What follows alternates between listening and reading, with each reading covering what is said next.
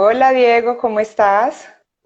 Hola, buenas noches, Jessica. Muy bien, ¿y tú? Muy bien, bueno, vamos saludando a las personas que se van conectando, a Kelly, a Angie, muchas gracias por estar aquí. Y bueno, hoy vamos a continuar con nuestro tema de parentalidad mesane y qué es ese asunto de ser papás y de ser super papás o ser super mamás, ¿cierto? Y hoy vamos a conversar un poco con Diego en esa misma línea que hemos venido trabajando y es de esos papás heroicos que si bien no hacen parte de la televisión, que son los que hablamos en el vivo pasado, ¿lo recuerdas? Sí, claro. Como esos papás de la TV y la realidad de los papás de nuestras casas, pero sí podemos seguir con esa línea de que sí podemos hacer actos heroicos en la crianza de nuestros hijos. Y bueno, no sé si recuerdan que por ahí hace unos días, no sé si 2 semanas más o menos, en la campaña de expectativa, tuvimos un post muy chévere que decía, ni los Vengadores son tan poderosos como mis papás cuando logran ponerse de acuerdo. ¿Qué es eso, Diego, de cómo funciona este asunto de los Vengadores suelen ser poderosos, pero cómo el poder de los papás suele ser mayor cuando hay acuerdos y logran establecer canales de comunicación efectivos? Sí, curiosamente, dentro del universo de Marvel, cuando ellos tenían ya muchos superhéroes y un día les dio por sacar un cómic donde los pusieron a trabajar juntos. Y a este grupo se le llamaban los Vengadores. Y esos fueron por los protagonistas de las últimas películas que hemos visto en los últimos 10, 15 años.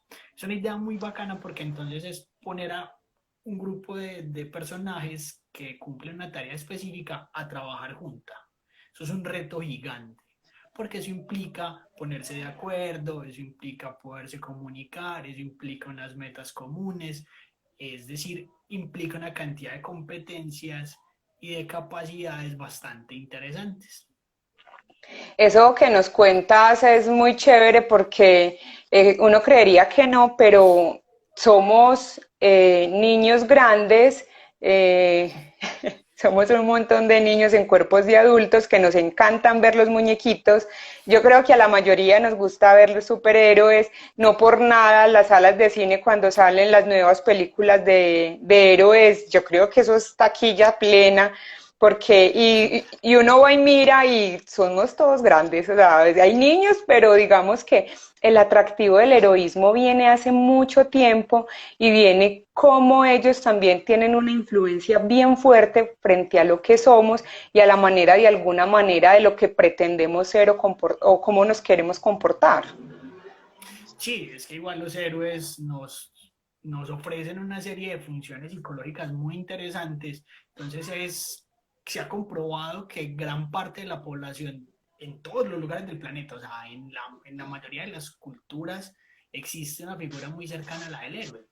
Y esa fascinación no para. O sea, a pesar de que pues para nuestra cultura se ha asociado mucho más a un asunto de superhéroes, eh, continúa y hay figuras a las cuales alabamos y a las cuales admiramos de forma significativa. O sea, el héroe sigue siendo un personaje fundamental en la forma en la que estructuramos nuestras vidas. Entonces, claro, o sea, obviamente se puede hacer referencia porque aprendemos mucho de ellos. O sea, inevitablemente en ese proceso de acercarnos a ciertos productos culturales, aprendemos muchísimo de ellos. Y creo que los Vengadores son un ejemplo perfecto de cómo se puede trabajar en equipo. Ojo, no es fácil, pero se puede trabajar en equipo. Eso que acabas de nombrar nos da pie para empezar a hablar eso que es tan difícil y que es la comunicación parental. Incluso recuerdo que en uno de los comentarios que hubo con ese post fue de risa, como jajaja, los papás poniéndose de acuerdo. Y me pareció muy Uh -huh. simpático, más allá de la risa, es que efectivamente parece ser que es raro ver a unos papás que estén de acuerdo, que se comuniquen y respecto a lo que quieren con su hijo, la manera en que lo quieren llevar en ese proceso formativo. Entonces, la comunicación es algo tan hermoso porque es tan sensible y que se puede dañar o fisurar de una manera tan delicada.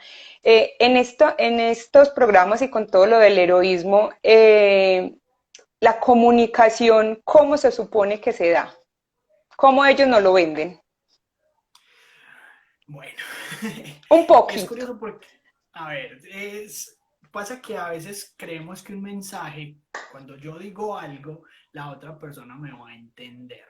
Y resulta que en ese proceso hay un montón de factores que entran a jugar que no hacen que lo que yo quiera comunicar sea exactamente lo que la otra persona me va a entender. Ujú. Entonces, eso requiere de ciertos elementos previos que no solamente tienen que ver con la claridad con la que yo transmito el mensaje, es decir, qué tan claro soy yo para hablar, sino con lo que la experiencia del otro, sus creencias, sus vivencias le permiten interpretar de lo que les estoy hablando.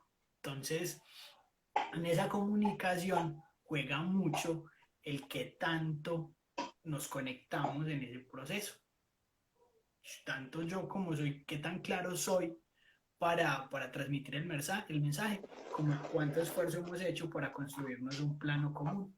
Entonces, en ese sentido, cuando uno se mete en este cuento de ser cuidador, tiene que empezar a establecer unas claridades sobre cuál va a ser esa idiosincrasia o esa filosofía de vida en la cual queremos que ese chico o esa chica que estamos acompañando pueda proyectarse hacia una vida exitosa.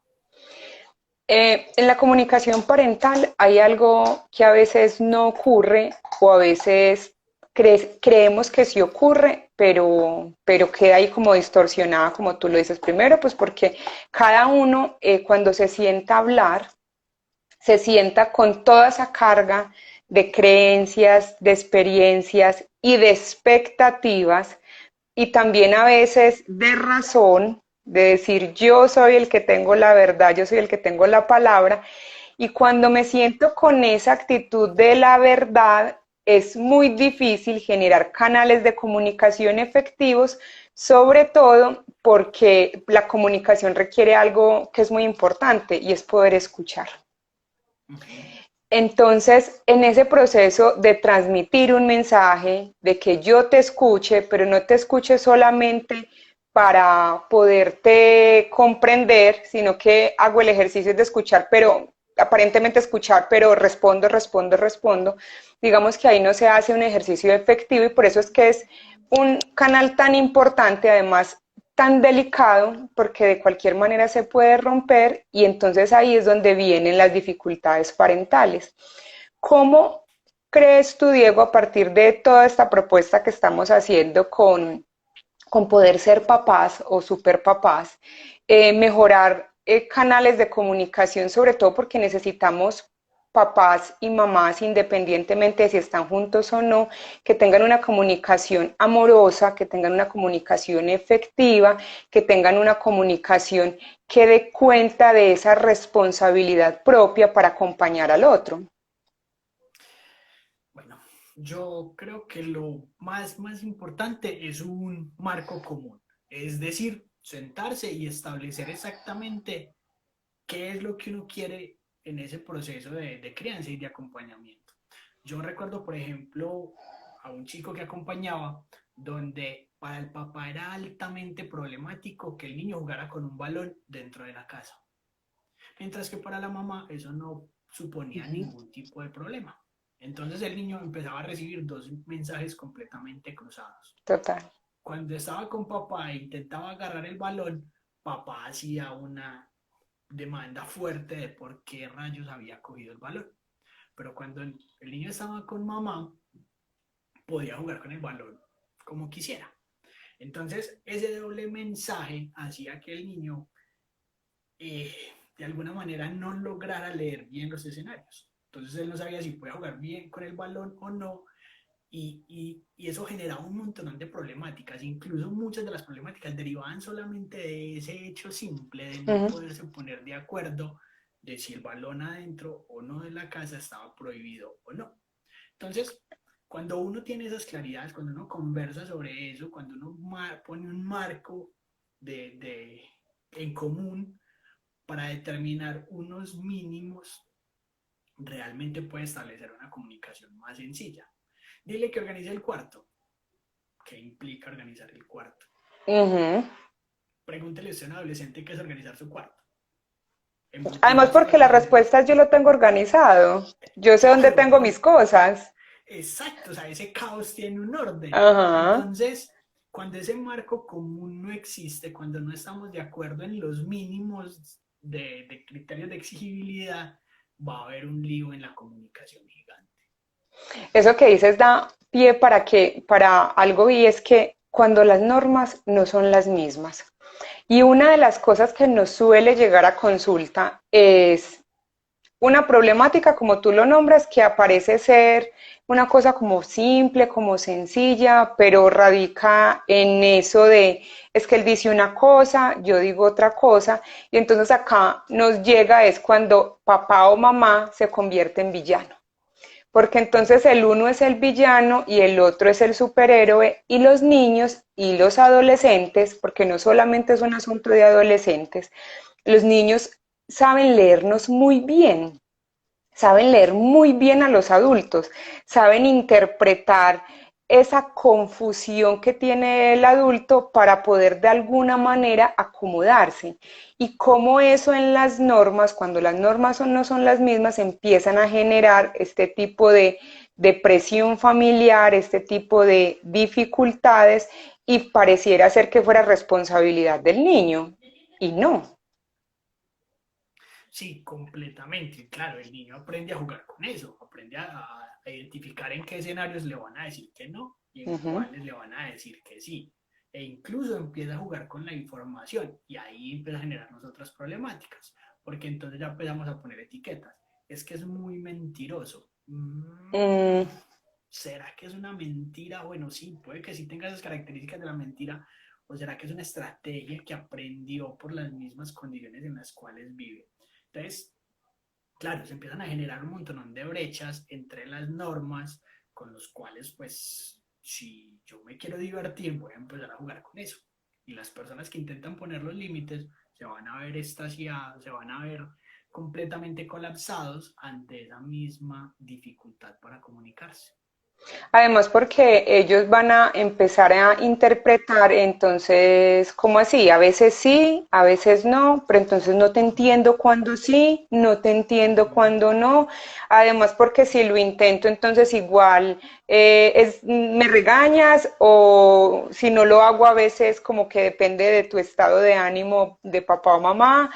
Entonces, cuando esas normas no comunican realmente el mensaje, volvemos a ese puntico que estábamos hablando, comunicación parental, vamos allá donde el niño empieza a decir, es que a mí me gusta más estar con mi papá, o a mí me Uh gusta -huh, más estar con mi mamá, y ahí uh empezamos -huh. a categorizar a los papás y a las mamás, y ellos empiezan también a categorizar, como a decir, el padre que vive con el hijo, a decir, yo me siento muy responsable, como muy culpable, yo soy la que tengo que poner el orden, las normas, en la casa se vive de esta manera, pero si se va para donde el otro cuidador, el otro padre, entonces no es tan chévere, allá es más chévere, perdón, simplemente se le da a todos como si fuera un intento por compensar, y esas normas cuando no son las mismas, todas esas contradicciones parentales terminan afectando a nuestros hijos. Una de las grandes afectaciones, como tú lo decías, es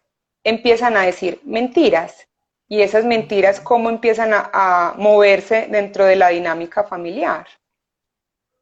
Claro, y yo qué gano con tener una serie de normas muy bien establecidas si no son constantes, Uh si -huh. no se mantienen a lo largo del tiempo y si no se comunica cuando varían. Entonces, eso genera incertidumbre. Y hay algo que los seres humanos necesitamos mucho, mucho y es estabilidad. Si nuestro ambiente no es estable, nosotros no Uh estamos -huh. tranquilos. O sea, nosotros no somos seres para estar cambiando constantemente. Nosotros la variabilidad nos inquieta, nos genera malestar, o sea, nos cambia completamente el comportamiento, el estado de ánimo, la actitud. Entonces, claro, si no hay consistencia, el ambiente se vuelve completamente imposible de predecir. Entonces, como que, ¿dónde quedo yo ubicado en ese espacio? cuando mamá me dice una cosa, papá me dice otra cosa, abuela me dice otra cosa, abuelo me dice otra cosa, que es donde ya entonces empieza a generar un conflicto y empezamos a decir, no, es que el niño es muy difícil, entonces cuídelo usted, que usted sí lo sabe cuidar. Y yo creo que no hay de saberlo cuidar, es una cuestión de ponernos de acuerdo y ser consistentes con las normas. Tú tocas un punto así súper importante y es cuando la familia es extensa, porque estábamos hablando de papá y mamá, pero a Ujú. veces y muchas veces, como lo hemos venido hablando en nuestros encuentros, es que muchos niños, muchos adolescentes viven con familias extensas. Y Ujú. finalmente, incluso cuando los padres no están juntos, el padre que no vive con el niño constantemente, cuando se lo lleva a casa, también tiene otra estructura y otra dinámica donde puede haber otra pareja, o pueden estar abuelos, o pueden estar tíos, primos, es decir, donde cada uno va como en su rumbo. Y eso que tú dices de la incertidumbre es muy importante porque cuando los niños no saben qué hacer, ellos de alguna manera terminan resolviendo a través de que a través de su propia experiencia y la experiencia que ha sido menos negativa, es decir, la que le ha traído mayores privilegios de alguna manera. Y ahí es donde nosotros como papás empezamos a interpretar esas conductas como conductas a veces disruptivas, conductas de mentiroso o conductas de es que no hace caso, es que él no obedece, pero es como toda esa dinámica de el niño no logra comprender, entonces al no lograr comprender tu dinámica y la dinámica de tanta gente, empieza, hace un proceso que para él también es complejo, pero que tiene que hacer y es acomodarse en una posición. Ujú. Sí, no, completamente. Y creo que ahí también empieza a generar una dificultad y es lo que tiene que ver con los roles. Y es que socialmente hemos creído que entonces eh, dentro de la organización familiar uno tiene que incluir un rol de disciplina y el otro un rol Uh -huh. afectivo, ¿cierto? Y como que una misma persona no puede ocupar esos dos mismos roles, sino que uno es el malvado que pone las normas, ese que es súper estricto, y el otro que es el súper afectivo y súper amoroso. E incluso eso se da en fenómenos donde ni siquiera se consulta o se estructura así, sino que lo que hablábamos la versión pasada, como el papá y la mamá de Betty entraron en ese juego. Uh -huh. Claro, la mamá de Betty al ver a un tipo extremadamente rígido, extremadamente exigente, ella empieza a dar un lado más afectivo y ese afectivo se suele entender como falto de normas. Entonces, cuando hablamos de una persona que está encargándose del cuidado la mayor parte del tiempo de forma solitaria, o sea, es las personas que dicen soy papá y mamá a la vez, tienen que encontrar ese lugar donde realmente pueda darse cuenta que puede ejercer esos dos roles. Es más, cuando ampliamos, cuando ampliamos ahí, hace rato que no la escuchaba, cuando ampliamos eso a las Generalmente familias, no se oye. pero ella es muy juiciosa. Sí, bueno. En las familias, claro, esa división no puede ser tan tajante, sino que el ejercicio debe ser constante de cómo yo puedo asumir que puedo tranquilamente ser normativo y ser exigente, pero a la vez ser afectuoso y ser muy cariñoso, Uh -huh. sin perder mi autoridad. Entonces, eso es lo que empieza a dar consistencia. Tenga el niño o la niña un cuidador, dos cuidadores, cinco cuidadores o 20 cuidadores, desde que esos dos roles estén muy claros dentro de cada uno, desde que cada uno pueda interiorizar que puede ser completamente afectivo y cariñoso, pero a la vez exigente y tener autoridad, este asunto va a empezar a confluir de una forma mucho más armoniosa y va a empezar a generar mucha más estabilidad y nos va a reducir ese ruido que produce el decir, es que yo me voy con mi papá porque él sí me deja, Uh -huh. que a eh, veces nos duele y nos mortifica muchísimo. y genera mucha culpa, porque entonces genera la sensación de yo por qué lo estoy haciendo mal, es que él siempre me ve como la mala, pero es que yo soy la que está, yo soy la que tengo, la acompaño en las tareas, pero entonces no me hace caso, pero entonces yo soy la que estoy todo el tiempo acompañando y como el otro no está, entonces es como si quisiera compensarlo y no, yo quiero que me acompañe. Y ahí entramos a decir, que incluso también lo saqué de esos comentarios que nos van haciendo las personas y es, soy mamá soltera, estoy sola, decía el Ujú, comentario y decía, no sé qué hacer, no sé cómo hacer papá o mamá, papá y mamá al mismo tiempo, decía algo así. ujú, Entonces yo le respondí algo como, es que no hay que ser el papá o no hay que ser la mamá, es decir, son roles. ujú. Si soy yo la mamá que está solita, pues no tengo que ir a jugármela a ser mamá y papá, soy mamá.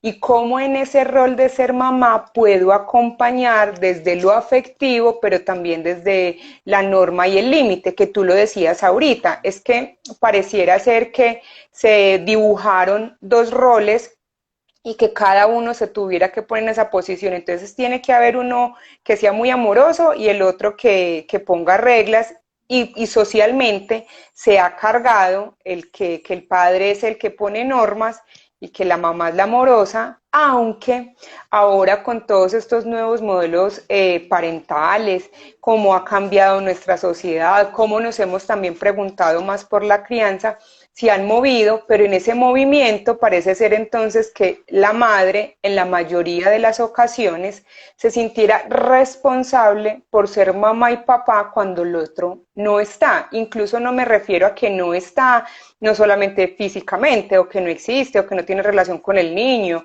sino que a veces existe, está ahí, hace parte de la familia, pero no hace parte de ese acompañamiento. Y empezamos a decir, o por el contrario, la mamá que trabaja mucho y el papá es el que termina haciéndose cargo de todo, a decir, no sé qué hacer. Ujú. Sí, y creo que eso abre un montón de posibilidades muy complejas que creo que nos daría un tema para otro live tranquilamente, y es cuando una estructura familiar se mantiene unida por ese temor a que mi hijo se quede sin papá, ese temor a que mi hijo se quede sin mamá, y el caos es impresionante y ya no estamos para convivir y ya Uh -huh. definitivamente no damos, pero tenemos ese miedo entonces a que mi hijo crezca sin ese papá o esa mamá. Y acordando un poquitico el tema, yo diría, desde que haya una muy buena comunicación frente a esos estándares que vamos a poner, eh, así papá o mamá estén 24 horas juntos, así ya no vivan juntos, así el otro esté en la China y el otro esté acá en Colombia, si los acuerdos están claros, si los límites están claros, si hay una muy buena identificación con el otro, ese tema se va a solventar y se va a saber sobrellevar de forma espectacular. Yo en estos días acompañaba a una familia que justamente papá y mamá hace más de 12 años que ya no conviven juntos, y es impresionante el nivel de comunicación que tienen esas dos personas. Realmente se ponen de acuerdo, realmente se consultan las decisiones previas cuando hay eventos importantes. O sea, a la chica le dicen, espérame, lo consulto con tu papá, espérame, lo consulto con tu mamá, y al final terminan los dos siendo capaces de darle cuenta del proceso de esa chica, porque son claros, porque son coherentes, porque son consistentes. Entonces uno dice, ojalá, eso será el nivel ideal, pero Uh -huh. son las bases de eso que uno puede construir, y que de alguna manera quitan un poco ese peso en el ser cuidador único, o cuidarlo entre dos, o cuidarlo entre tres, o cuidarlo entre muchos. Salvo el caso de los abuelos, que ahí sí te lo tiro así, digo, los abuelos están para malcriar, salvo los momentos en los que ya asumen un lugar de cuidadores constantes. Es decir, si yo voy ante la abuelita, ante el abuelito, una vez cada semana, 2, 3 horas, Uh abuelo, malcríe. Pero si ya es mi cuidador constante, ya el negocio tiene que ser otro. Y creo que eso nos da para otro live. Pero es eso, es los acuerdos que podemos establecer, la forma en la que podemos ponernos de acuerdo para que ese mínimo esté claro. Y si definitivamente estoy solo, y si definitivamente estoy guerreando solo contra la marea, que por cierto hay que empezar a desdibujar también esa idea de que solamente mamá es la que cuida. Yo -huh. tengo un par de amigos cercanos que ellos se han encargado del cuidado y pelearon por tener la custodia, y han hecho, se han encargado de este asunto de, de poder paternar ellos como cabezas de hogar, y realmente se puede lograr cuando uno interioriza el hecho de que uno puede ser exigente, normativo, realmente con una autoridad clara y a la vez ser afectuoso, ser cariñoso y poder suplir esas necesidades afectivas que tienen los chicos y las chicas. Eso que tú dices nos lleva entonces a que podamos conversar un poco creo que respondes un poco la pregunta que nos están haciendo, porque es una cuestión de roles y cómo se manejan los roles en el hogar. Entonces, estamos culturalmente supeditados a creer que son los abuelos los encargados de cuidar a los nietos. Entonces, las generaciones van teniendo niños y se los van llevando como a los abuelitos. Entonces se va desdibujando un poco esa posición de para qué son los abuelitos. Si son para eso que deberían ser, para acompañar, para apapachar, para dar besitos, para venga, le compro cono o lo que sea, y así hacer un montón de alcahueterías cada 8 días o cada 15 o las veces que se encuentren, hacer esas personas que a veces incluso empiezan a hacer unos roles cuando son los que van al colegio, los que reciben las notas, los que están todo el tiempo, donde papá y mamá aparece a veces con lo que decías ahorita, que están ahí en esa dinámica caótica de vida, pero con esa idea todavía de pensar, pues es que estamos acá por los niños. Entonces, como también, o un tío es el que se está haciendo cargo, es decir, cómo esa familia extensa empieza a jugar un rol y una función que a veces no corresponde a eso que debería ser. ¿Cómo entonces, respecto a la comunicación parental, tendríamos que empezar a eso que tú nombrabas ahorita, que es ideal? Ese ideal es un poco ese super papá, esa super familia que no están juntos y que va bacano poder acompañar desde ese lugar, pero que no es tan sencillo. Eh, bueno, nada, ahí nos daría para toda una cátedra cómo realmente lograrlo. Pero es eso, o sea, es definir cuál es mi función frente a ese tema. Eh, como te decía, o sea, depende qué tantas responsabilidades frente al cuidado estoy asumiendo yo. Si yo voy a ser un acompañante constante y voy a estar gran parte o una parte considerable del tiempo ejerciendo como cuidador y eso implica una autoridad, sea quien sea, incluso, o sea, si es el tío, si es el abuelo, Uh -huh. debe asumirlo como tal. O sea, debe tener claro que en los espacios hay unos límites, hay unos no te permito eso que deben estar presentes. Y deben ser constantes, o sea, deben ser consistentes. Esté en la casa del abuelo, esté en la casa del tío, esté en la casa, en su propia casa. Esos mínimos deben estar claros. ¿Cómo se construye? Conversando. No tienen que ser muchos, no tienen que ser demasiado exagerados. 3, 4, 5 topes que indican cómo le voy a dar yo ese marco normativo de cómo se debe comportar. Y ponerse de acuerdo en esos propios limitantes para uno, porque entonces uno se deja jugar con la culpa, uno se deja ganar del, ay, qué pesarcito Uh -huh. de él, o no, es que no quiero que se frustre y no quiero que se traumatice. Soltemos eso. Soltemos el miedo, pongámonos de acuerdo y seamos claros que hay que tener límites. Y el niño necesita, y los niños y las niñas y los adolescentes necesitan límites. Y no hay que tenerle miedo a eso. Y no va a haber efectos contraproducentes desde siempre y cuando sean respetuosos y sean enmarcados en sus necesidades. Ah, tú dices algo súper importante y es como lo que veníamos hablando y es esas contraindicaciones parentales, o sea, que sí tienen unas afectaciones importantes en nuestros hijos. Por ejemplo, además de las que nombramos ahorita, ¿cómo podemos evidenciar también esas afectaciones que faltan? Y no solamente frente a la comunicación con los papás respecto a la crianza, sino cuando hay papás todo el tiempo llevándose en la contraria o no llevándose en la contraria, sino que es como uno solo dice y todo se hace. ¿Cómo estamos afectando con eso, además de lo que hablamos ahorita, pues de que se vuelven mentirosos, comillas, y que empiezan a tener todas estas conductas? ¿Cómo más evidenciamos estas conductas en nuestros hijos cuando hay contradicciones parentales? Yo diría que la manifestación más común son los problemas comportamentales. Uh -huh. Ese niño que no entiende que es un no, que no comprende el límite, que no no contiene su impulso, sino que se deja llevar. Y se deja llevar en todos los escenarios. Eso termina afectando la vida familiar de una forma significativa, porque entonces se vuelve el niño problemático, se vuelve la niña con la que nadie quiere cuidar porque es muy caprichosa, Ujú, o sea, empieza a desregular demasiado la dinámica y se empiezan a centrar muchos de los problemas en el chico o en la ujú, chica, cuando realmente la dificultad está en los propios cuidadores. No digo que toda la responsabilidad, podrán haber condiciones biológicas y otras características asociadas que hagan que el chico o la chica tenga problemas comportamentales, pero sí va a haber una carga significativa de ese no hacer, de esa dificultad para decirle que no, de esa dificultad para ponerle límites, de esa dificultad para asumirme yo como autoridad y ser capaz de mostrarle ese marco en el que tiene libertad para moverse, pero que si se extiende más allá, yo también voy a estar fácil, no venga que por ahí no es, vamos es por acá. ujú. Entonces, realmente se vuelve muy conflictivo cuando un chico o una chica no entiende qué es un no.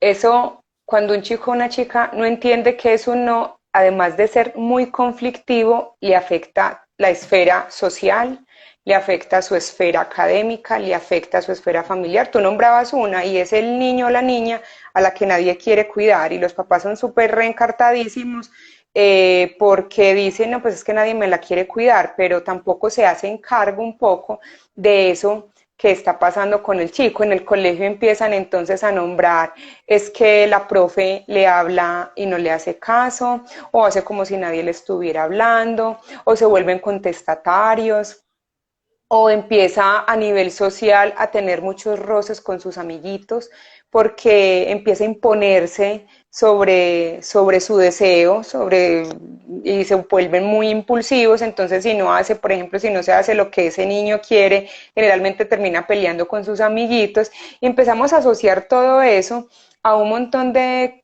situaciones particulares con el niño y cuando nos vamos a investigar y a indagar encontramos una pobre comunicación parental, una dificultad en ese cómo se asumen los roles parentales o los roles dentro de la casa cuando lo que hemos hablado de familia extensa y cómo eso empieza a hacer todo ese nudo de afectación social, familiar, escolar, pero que finalmente es el niño quien termina sufriendo, porque le cargamos una responsabilidad, además que no le corresponde, sobre todo cuando están muy pequeñitos. Tú decías ahorita algo que es bien valioso y que yo también trato de resaltarlo mucho, y son los papás que se han empoderado y han dicho, yo quiero asumirme en ese rol distinto de ser el proveedor, que es lo que generalmente solemos ver, y quiero asumirme en ese rol de cuidador, de acompañante y todo esto. Y también empieza entonces a padecer un poco eso que nosotros empezamos a llamar como educar, cómo decirle al otro que es externo, que no está conmigo, que por múltiples razones empezamos a tener dificultades y no hemos podido encontrarnos desde ese lugar de ser papás. Eh, sí, no, o sea, completamente creo que es un asunto de claridades. Y bueno, habrán muchas cosas. Habrá que hacer una reflexión sobre cuáles son mis metas en la vida y cuáles le estoy imponiendo yo a ese chico, a esa chica que estoy acompañando. Habrá que reconocer que a veces somos extremadamente exigentes Uh o -huh. extremadamente temerosos y nos da miedo que entonces si hace ciertas cosas se nos salga de ese buen camino y que terminen siendo malas personas. Creo que también hay que ser muy conscientes y empezar a conversarnos eso. No hay ningún problema en que yo me acerque un día y hablemos, o sea, ¿cómo estamos haciendo esto? ¿Cómo crees que nos estamos desempeñando?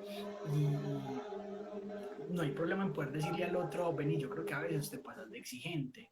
O no has notado que cuando llegas del trabajo y tenés un problema, ese día sos respondes más rápidamente, Uh o sos -huh. más enojón, o cuando estás en otras situaciones sos más relajado.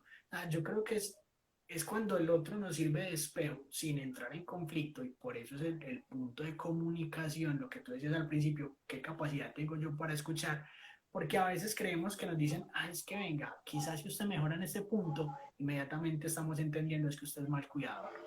Ujú. Y eso nos duele, y eso nos hiere, y eso dice, no, pero ¿cómo? Si yo le he dedicado, claro, uy, nadie está dudando de su dedicación, lo único que le estamos pidiendo es, venga, pare un momentico y analice cómo está haciendo las cosas, empiece a ver un poquitico, y lo que hablamos en la idea anterior, es, vaya un poquitico al mundo de ellos, vea un poquitico el mundo como ellos, y piénselo cómo sus exigencias son interpretadas desde ese mundo. Entonces, si el sofá es súper cómodo y saltar sobre él es súper divertido y realmente uno se puede pasar un muy buen rato saltando en el sofá, ¿por qué rayos no puedo saltar en el sofá?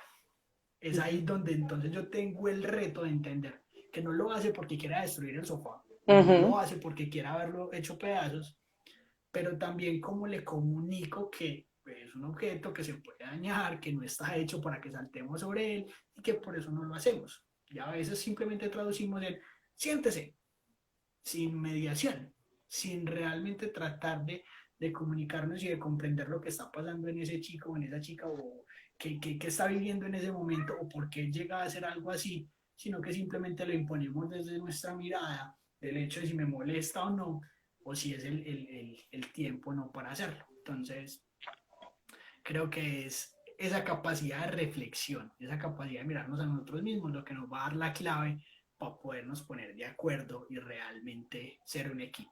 Qué buenos puntos tocas y eso con lo que dices es ser un equipo.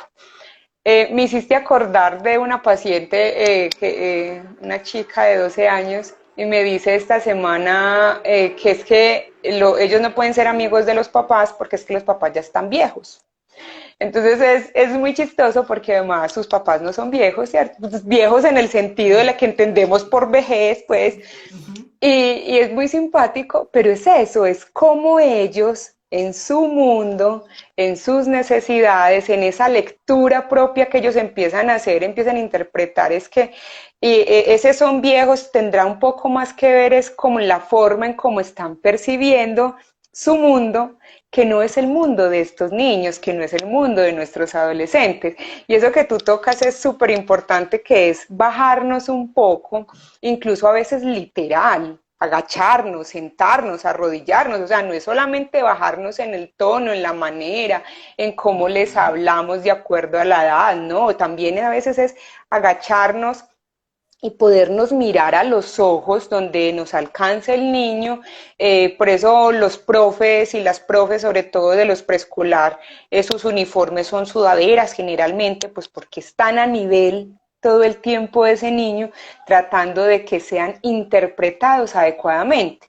Y eso me hace pensar de cómo podemos aprender de esas cosas, de bajarnos en ese lugar, es aprender de que ese niño cuando nos habla a los ojos o cuando el niño se sube a la cama y te toca y te dice papá o mamá y tú le dices dime, pero estás chateando o le dices sí, yo te estoy escuchando, pero están tiesos con la novela, el niño interpreta eso como una fractura dentro de sus canales comunicativos y dice, ah, no, yo resuelvo, que conste que yo le dije, incluso a veces los niños y los adolescentes sí dicen las cosas, y, y como no los estábamos escuchando con la capacidad de reflexionar sobre lo que nos estaban diciendo, sino solamente como o para salir de paso o para responder, eso inmediatamente hace fractura y empezamos a buscar responsabilidades cuando de alguna manera todos en esa dinámica que no ha sido tan saludable, pero que sí ha normalizado tanto,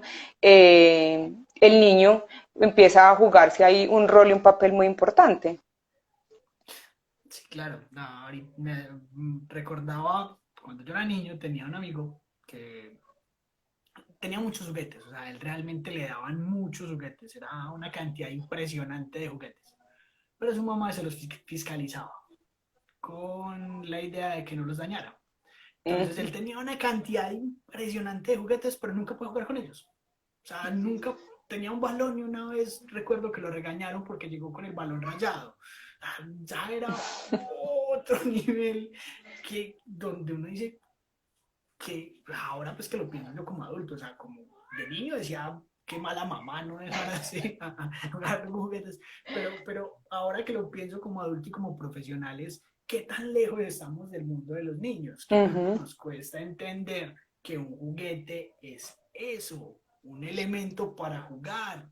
¿Y qué es eso de jugar? ¿Y qué es eso de divertirse? Y a veces se nos olvida que los niños y las niñas están para eso, y que los chicos y las chicas van a estar en función de su diversión, y que es un derecho universal poderse divertir. Y caemos a veces en el error de sancionar muchas de esas prácticas. Entonces, creo que también va en esa línea que tú nombrabas de la dificultad para entender qué es lo que le está queriendo hacer. A veces el chico no me quiere hacer enojar, sino que me está buscando juego, solamente quiere su forma de jugar. Ujú. Yo lo malinterpreto, me enojo, lo castigo y entonces él dice, yo con usted no vuelvo a jugar porque usted es un enojo. Entonces perdí esa posibilidad de Sí. acercarme, perdí esa posibilidad de construir una relación diferente y realmente la comunicación empieza a entrecortarse. Y siempre, la ventaja es que mientras estemos vivos siempre hay una posibilidad de volverlo a intentar, pero para ese volverlo a intentar es lo que tú dices, es como yo me dispongo a ese juguete. Ahora, me hace extraer un tema que es del día en las consultas todos los días y es el asunto del celular. Uh -huh. Entonces, antes eran los juguetes, yo también me acuerdo que, bueno, a mí no me pasó afortunadamente, yo con todo lo que tenía afortunadamente podía hacer y con mi hijo también trataba de que tuviera sus cosas para que las disfrutara, pero mentira que uno a veces sí peca con esas cosas.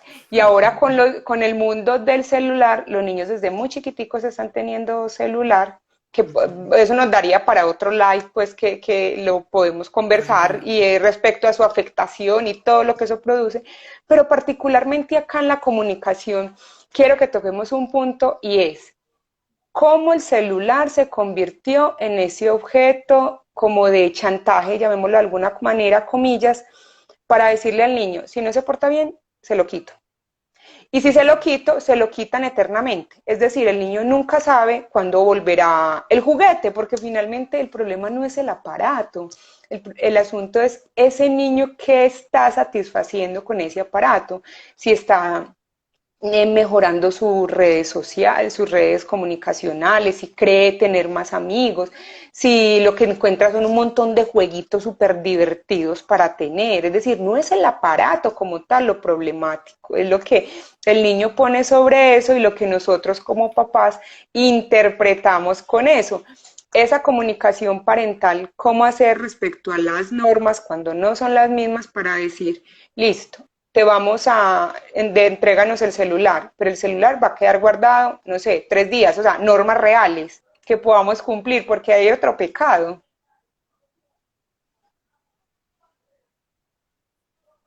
Hay otro pecado. hay otro pecado, no hay otro pecado, y es que ponemos normas Las incumplibles cumplimos. y después como no las podemos cumplir, pecamos por, Terminamos cediendo.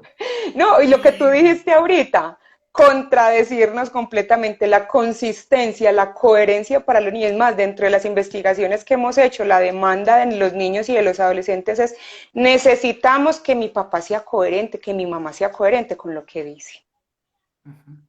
Sí, completamente. O sea, cuando papá es uno en la mañana y otro en la noche, o mamá es una cuando está hablando con las amigas y otra cuando está sola. O sea, claro, la dificultad en ser coherentes y consistentes es mucha.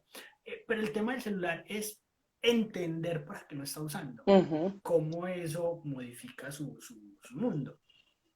O sea, no va a ser lo mismo un chico a sus 12 años si está conectado a un videojuego.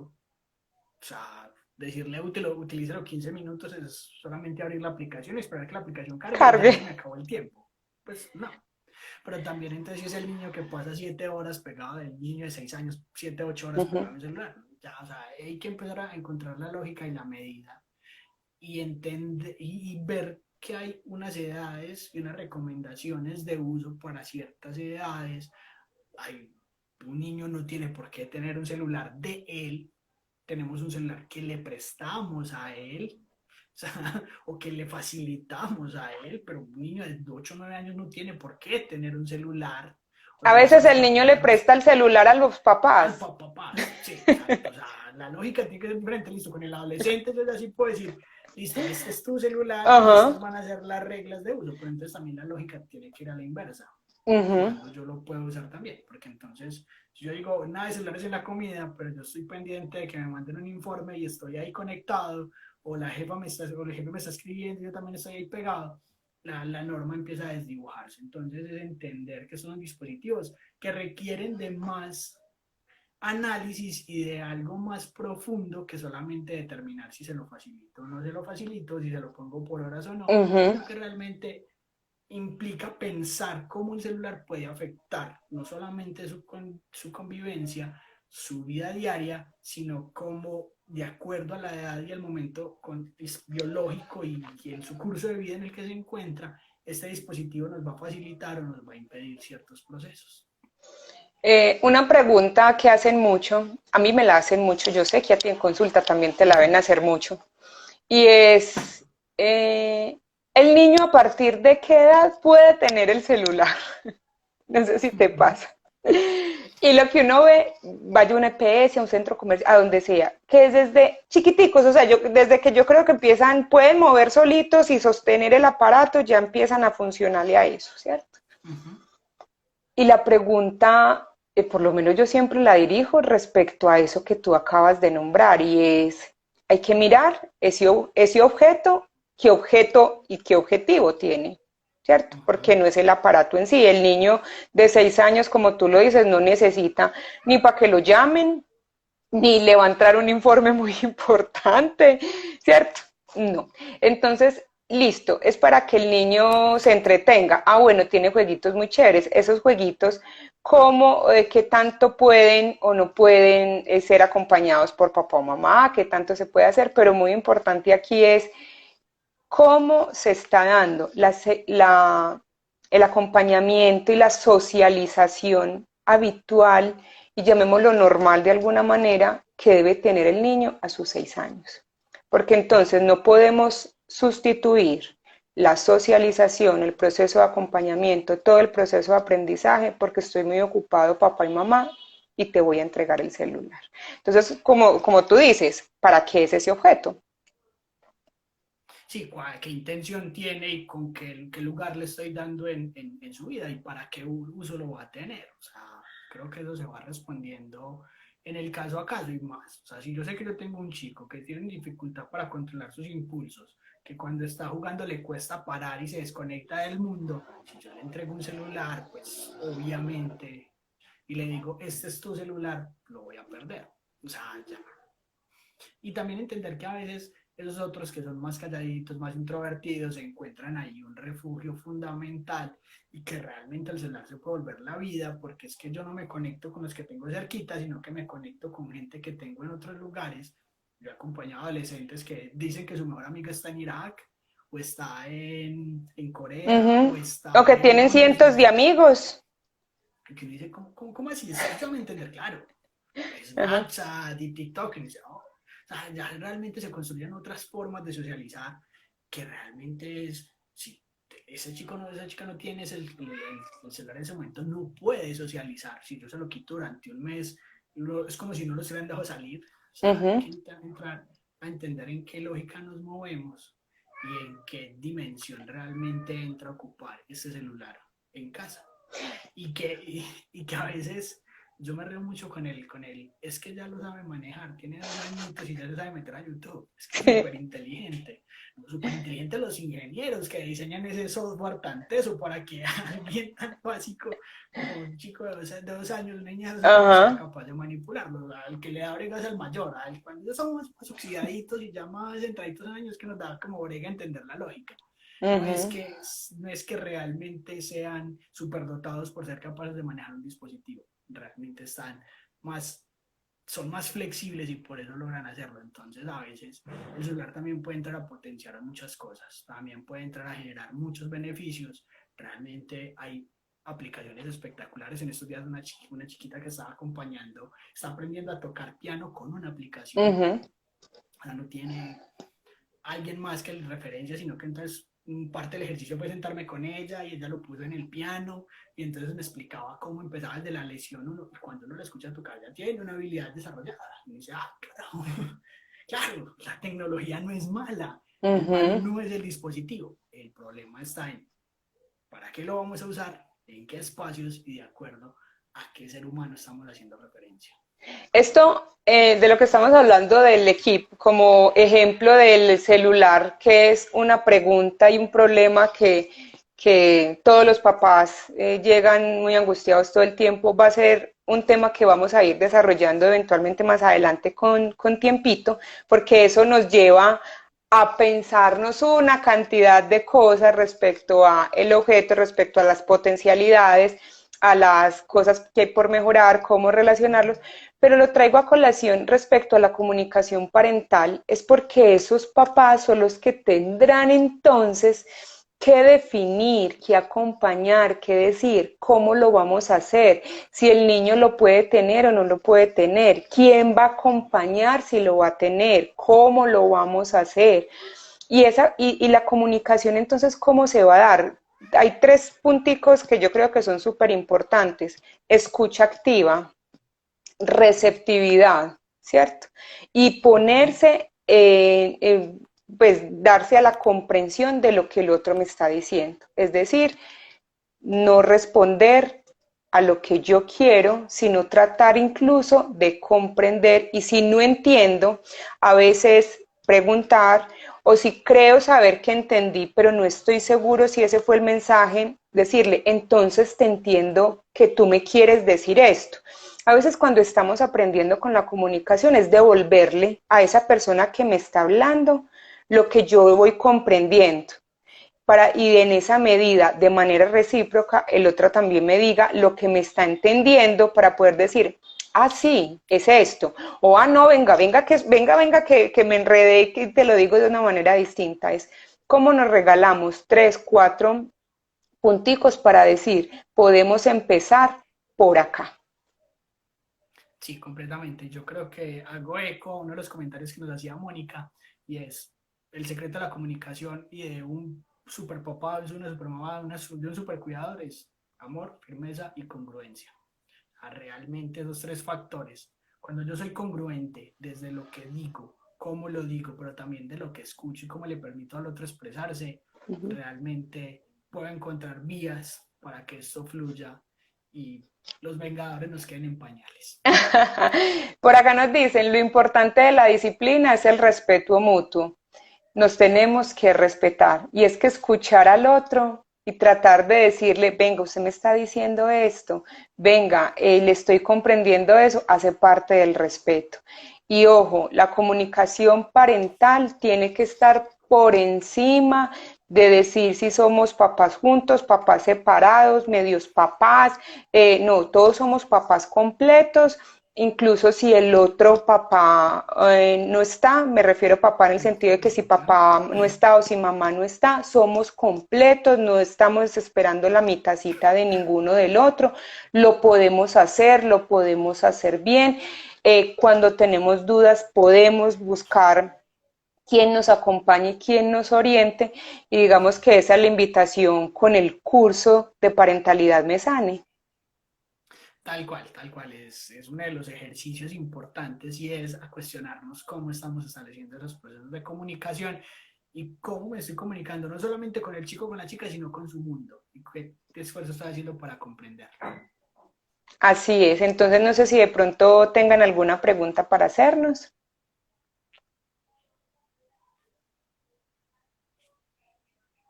No, yo creo que preguntas no hay por ahora. Entonces nos vamos a ir con esa inquietud tal vez de pensarnos cómo me estoy comunicando con el otro, cómo están siendo mis canales de comunicación, qué puedo hacer para mejorarlo. Tengo la oportunidad de seguir adelante en mi proceso como padre, como madre, tengo la oportunidad de seguir adelante acompañando a mi hijo y sé que lo puedo hacer mejor, entonces vámonos a preguntarnos esas cosas. Coherencia, constancia, comunicación efectiva y digamos que ser muy asertivos en la manera en cómo queremos entregar el mensaje hace parte fundamental de este proceso.